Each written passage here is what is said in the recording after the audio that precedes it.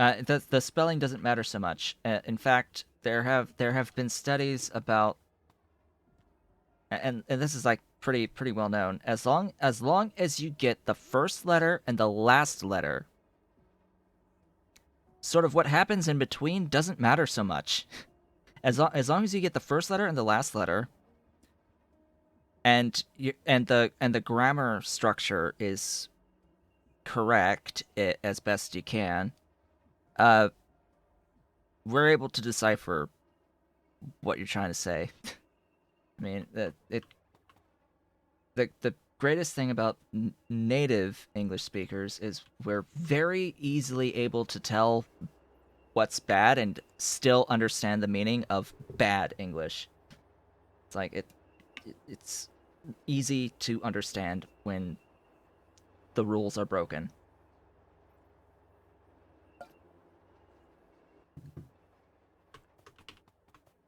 Versatile in that way, I suppose. But anyway, I suppose, yeah, I should do that spacing. Let's actually just grab that and, like, clear. Excuse me. There. That gives me the proper spacing for stuff as I paste down the line. Of course, I do need to be a little bit careful here. Were my ancestors English? So about that. I am mostly English. England English. No, note I say mostly. I am I am mixed of several things. I have done ancestry DNA thing, and it's told me interesting things. I am by blood 1/4 Portuguese,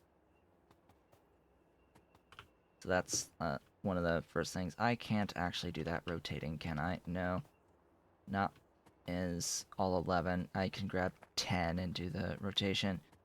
So think I am Portuguese, I am French, and I am English. So I am three things in pretty large amounts, actually, of all of the above. I think it's mostly English, then French, then Portuguese. And that's just what I happened to get from my parents.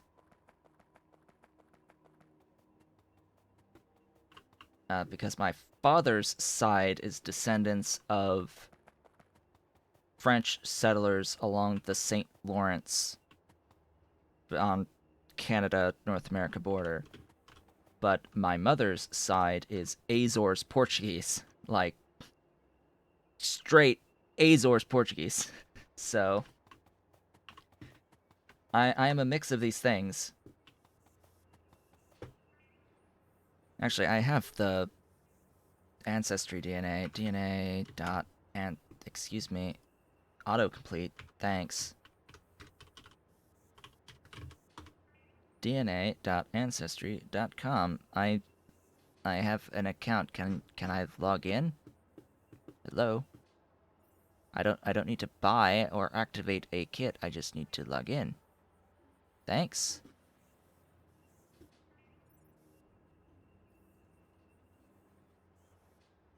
I don't know, this would take too long.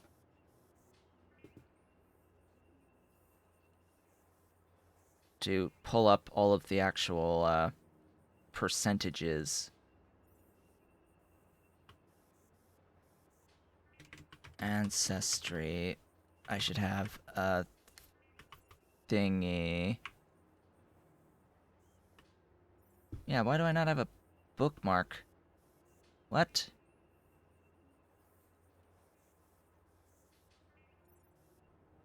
Bookmark. There.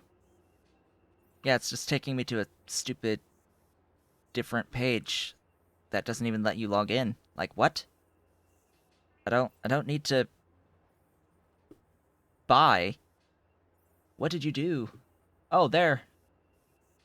Log in to see upgrade pricing for health. Like, why do I need to do that now? Why do I need to put in a verification code sent to me on this device? Hi. Verification code. Whatever that. What's today? Remember this device. Thanks. Never forget this device. Thanks. So, I am officially... Here it is. Here it is. Here is what my genetics say that I am officially. I am 56% England, Wales, and Northwestern Europe. I am 56% England, Wales, and Northwestern Europe. I am 20% France. 20% France. And then apparently 16% Portugal.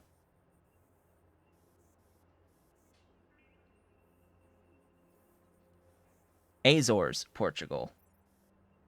And then 7% Spain. That is the current results, and these change like constantly, by the way, through Ancestry. They keep changing the like refining the data. So I am 56% British English. I am 20% French from France. And then I am 16% Portuguese from Azores, Portugal.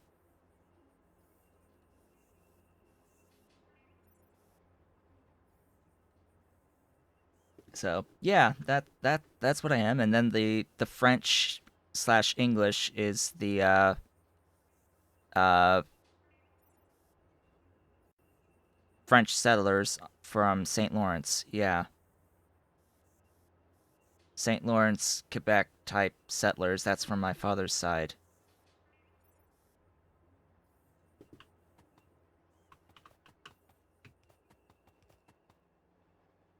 Okay, let's get this going.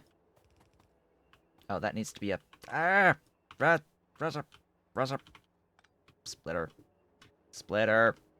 I'm not done yet. I'm not done yet with this. This is but one of many.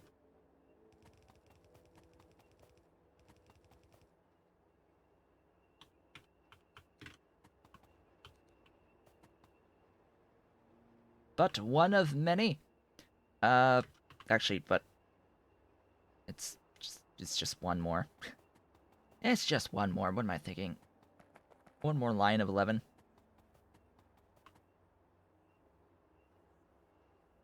Which actually means that that is the end, and I didn't need to have a splitter there anyway. Oh well. So yes, half British, then French, then Portuguese. Ish.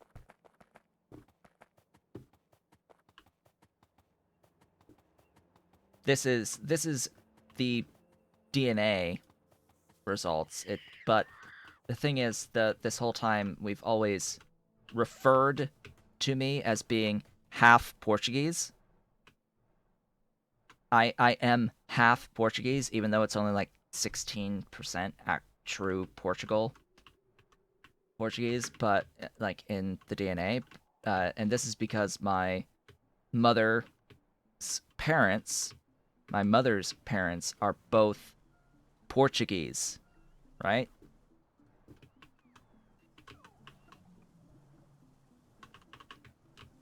In fact, my maternal grandfather was born in the Azores directly. Directly born in the Azores, so he is straight up Portuguese. My mother has dual citizenship for Portugal. Just one of those neat little things through Portugal's laws. is they allow the first generation descendant to be a citizen.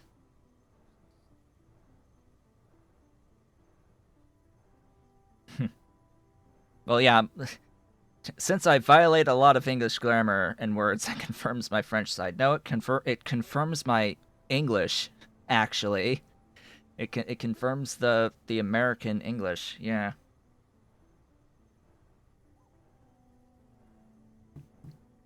And I don't speak any other language.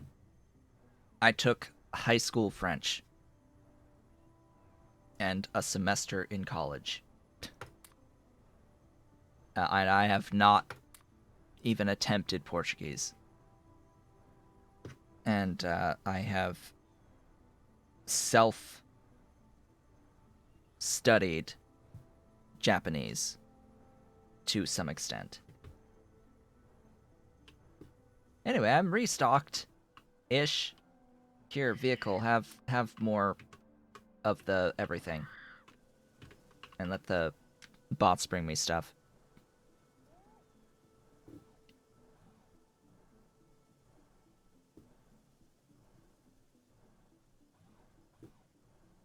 I will let my bots bring me stuff. Now, what's a shame is that when I went on my little low-carb diet, I couldn't have any... I really couldn't have anything at all that was Portuguese food. It's like, if you want low-carb, you can't really get the Portuguese food anymore. So it's like, oh gosh, yeah, no, it's a problem. That's a problem. I very rarely had actual legit Portuguese food anyway, but still, it's like now I just can't. Now I just can't.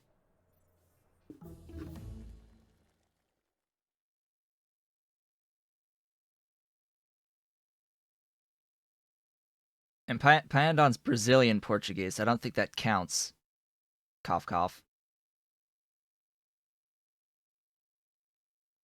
Cough cough. Yeah. They're they are quite different from each other, the Brazilian Portuguese and the mainland Portuguese.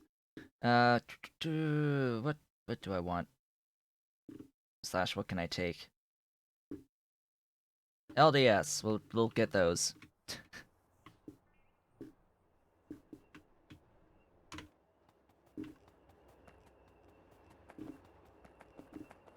Give me power poles. Let there be power poles. They need to exist. We're extracting lard. The lard shall flow. Okay, lard is flowing. What I need to make sure that I do up here is a lane balancer.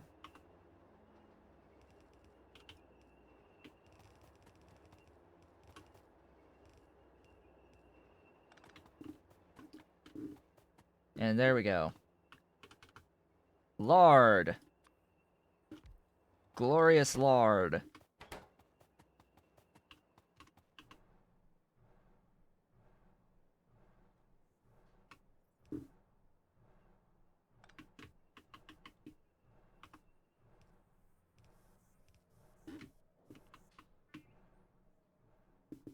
So now I need to get the lard all the way out to here.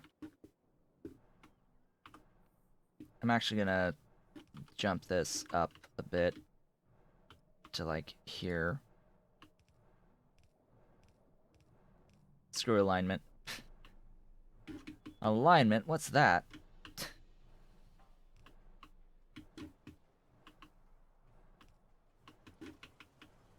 What is this thing called known as alignment? I do not know.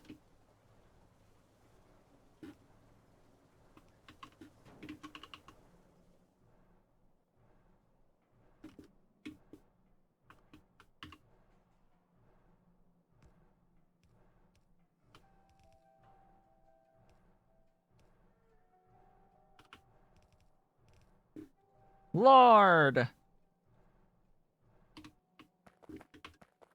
Let's see. Locomotive. Cargo wagon. Cargo wagon. This stuff stacks to 100. That's a little different than meat and guts, which stack to 200. So I'm going to have this fill half at a time. Take the Coke. We have Lard Station, where the L-A-R-D Station. 1 to Lard Depot 1. Full cargo. Circuit condition. Do your thing. Almost full. So 30 per second is how much we've got here. And then 40 times 100, 4,000 divided by 30 per second is a little over 2 minutes. 2.2 repeating minutes per full load of lard. And we're going to have 2 of these trains.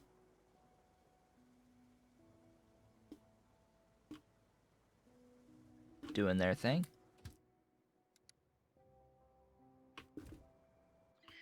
There we go.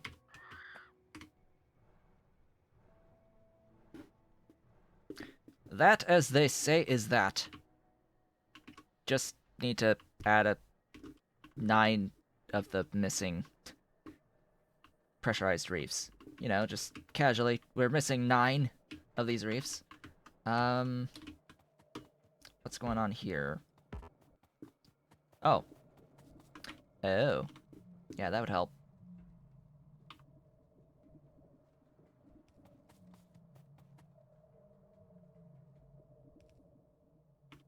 That would help if that was actually connected. Yeah. Alright. Trit-based lard. What now?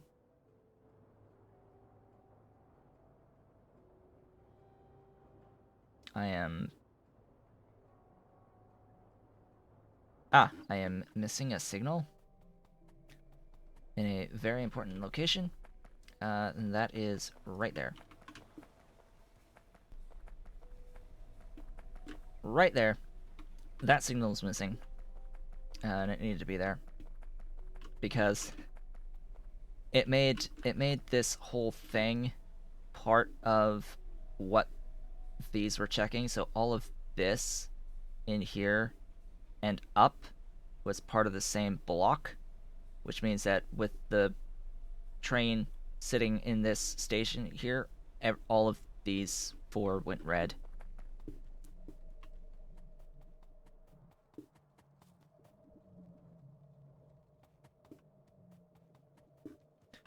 So, what's next? I'm going to see how many pressurized reefs I have and come back. That's Trits. Done for lard. High-grade lead and silver. That is the next thing that is on the list of stuff. High-grade silver. Because, of course, if I actually want to continue raising my cubs and pups and calves and all of that through this particular method, I'm going to need quite a bit of silver.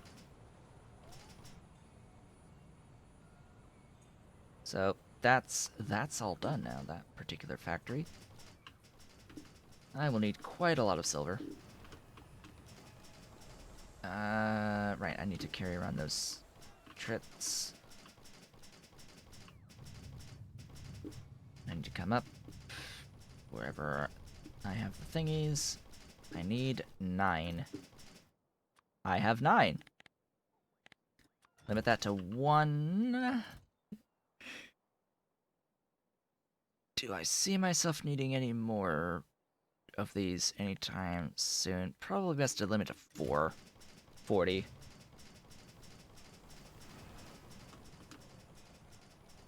So that I have a few on hand.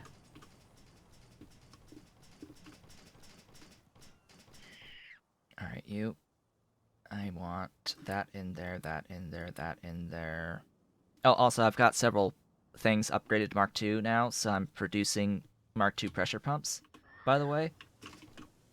Now I'm carrying those around perpetually rather than the Mark Is.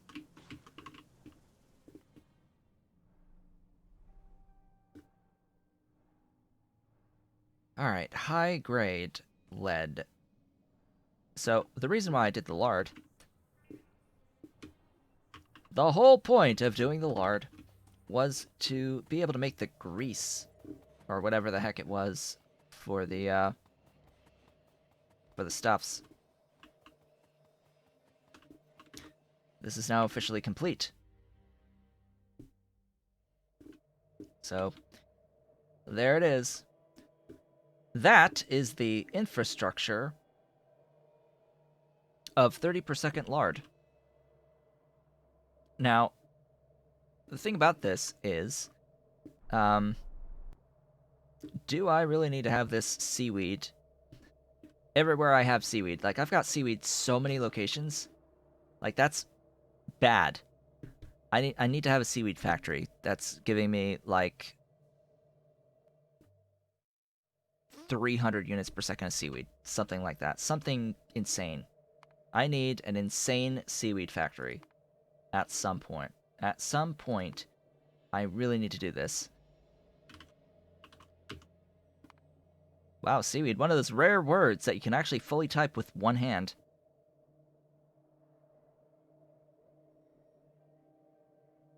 So yeah, let's see. That one at, at 300 per second.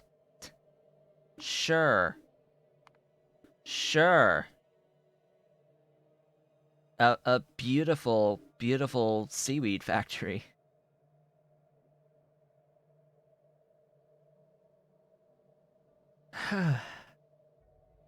It's only 366 seaweed crops, as well as 94 extractors. This is the best seaweed recipe that exists. This is the only seaweed recipe that exists. No other seaweed recipe exists. There is nothing else. No others exist. None. Zilch.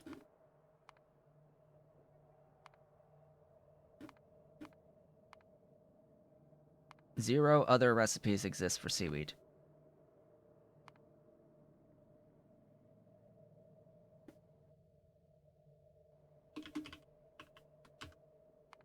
Unless I want to throw fertilizer at the situation, which I don't. I just don't. Let's Alright, serious look at the actual other seaweed recipes. I don't have access to Seaweed 7 yet. I am not ever going to be interested in spending iron of any sort on seaweed. That's not going to happen. I am not going to spend iron on seaweed. So none of these iron recipes exist in the first place. And if we look at all of the other recipes that don't use iron, so we've got 6 seaweed for water and CO2 versus 8 for 2 limestone every 40. This one's every 25, so sure, it's faster. It would require less infrastructure because this is an inherently faster recipe. It doesn't involve any solid inputs whatsoever. Still need to make the carbon dioxide somehow. So you need to get, in this case, biomass. You have to do a setup for biomass. You can loop seaweed into biomass, so sure, excess stuff. There's potential on Seaweed-2 being better than Seaweed-6 if doing a dedicated seaweed factory like this. Sure. What about Seaweed-4, which is slaked lime and saline. This is every 15 seconds. So this is faster still. It is 6 every 15 seconds. Saline water and slaked lime, which... Yeah. Yuck. It's a Coke sink.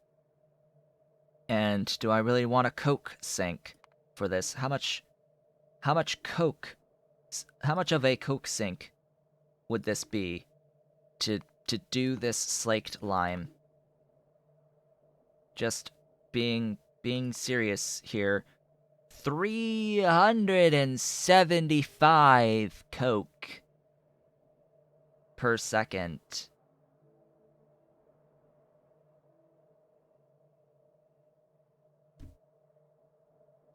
Does not exist. That does not exist as a recipe. Just, you know, it doesn't exist. Saline CO2 might be a better option. This one, instead of water and CO2, 6 every 25 is 8 every 25, is 2 units of seaweed worth the step of salt expenditure for the seaweed. Is that going to be worth it in the end? As I have here to do this comparison, we've got 5,000 CO2. Can we appreciate 5,000 CO2 on the 300 seaweed versus 3,750, but that's also 375 salt per second. 375 salt to spend the saline. So again, the saline water on seaweed, it does not exist. So that would leave either having some loop. Excuse me. Yeah, this. Is the seaweed even worth looping back, or should it just be moss? I don't know if the seaweed is even worth looping back into. No. It makes 2. 1 unit makes 2, which means I would need an extra 80. Yuck. Yuck. That is not good. Moss. Moss. And it matrix. Excuse me? Oh, it... That. So, 305, 30, 26, and 66 versus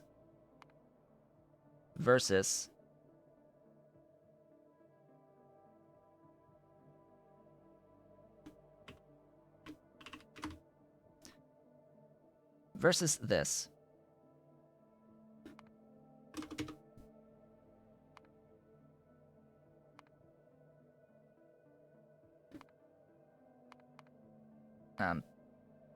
There.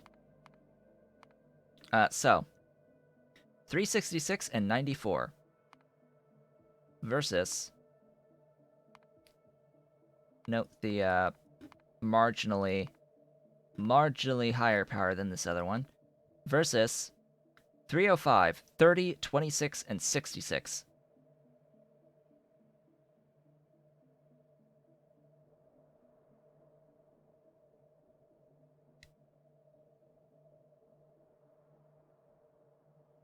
and more logistics work. And a lot of interesting things with pipes to go through the pipe throughput issues, to push through pipe throughput issues, versus this with a lot less of a problem with the pipe throughput issues. And I can stack the limestone to fit onto one red belt.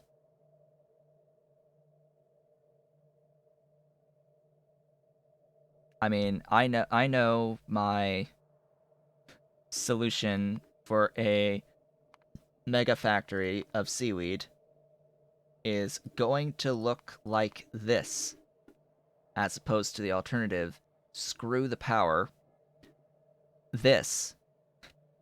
So when it comes to why I always am saying that no other recipe besides limestone-based seaweed exists, it's because of this extra complexity that gets thrown in here, primarily, and having to deal with the throughput of carbon dioxide. It's like, this is the only comparable recipe too. It's like, and we've seen all these other recipes, the stuff that gets added in them is just it's just not worth doing compared to the alternatives.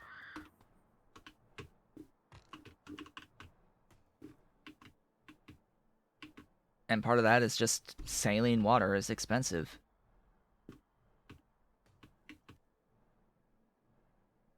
Even when doing, like, that's not even looking at saline from the small parts, because you can convert small parts into saline as well using pump jacks, but why spend iron and copper? Why spend plates? It's the same argument as why spend the iron ore dust. It's just not ideal. Do I really need 300 per second? Yes. Short answer, yes.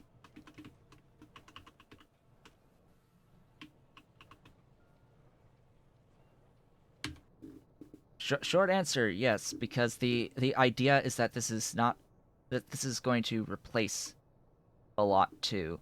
So if we look at every single place where I'm making seaweed, like, seaweed is used in basically everything in Pi Alien Life. It's very, very high usage on stuff.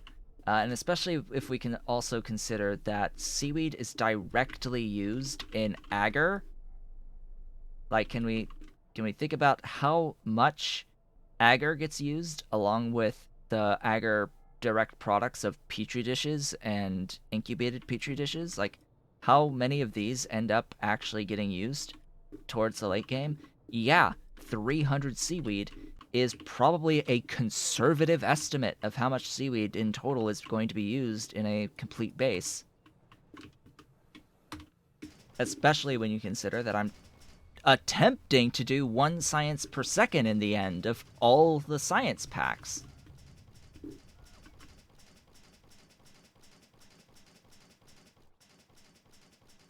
So yeah, 300 is definitely, like, underestimating, I guess, how much I would actually need.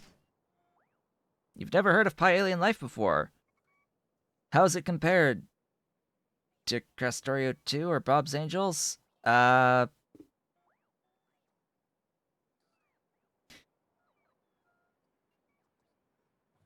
It is far more complex than anything else that currently exists. It makes angels look like children playing with toys, like toddlers playing with train sets. Like, that's like the gap.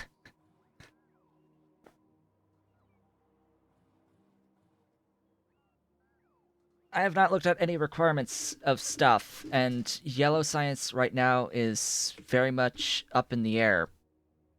because the Leica 2.0 stuff at this point in time would still require actually launching rockets to get the stuff. So you have all of the expense of all of the stupid rocket stuff to each launch of the rocket costs. The complexity is huge. It is big boy time with the Pi suite.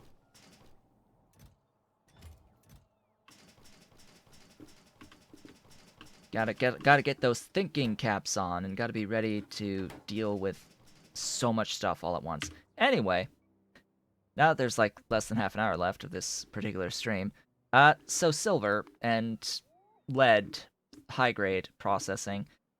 Right now I am mining 75 lead per second, up to 75 lead per second, and I've got through this lead dust done. So lead dust, fine, I've got that. All of that is taken care of fully. Have I done Mark II of any of these other buildings yet? I don't think I've done the hydroclassifier setup for Mark II yet, no. So let's get these Mark IIs going on all of this. This will save lots of space in the end if I do this now. Yeah, not much is going to use a ton there. Ball mills. Oh god, that's a completely different icon. I have to get used to that. Ball mill stuff. How tedious is alien life? It depends on how you define tedium for yourself. Different things are tedious for different people. So, depends. And it depends on what quality of life mods you're using as well, how tedious it is. It is far less tedious with very specific sets of mods added to it, very specific quality of life mods added to it. In terms of like overall complexity, you could say that the overall complexity can be considered tedious to some people, that some people may not like the fact that doing this, may not like this. Like here is an example of something that someone might consider tedious, is setting up something like this for getting sufficient amounts of silver. I don't. I prefer having several steps like this. What I consider tedious is something like this particular one singular step right here.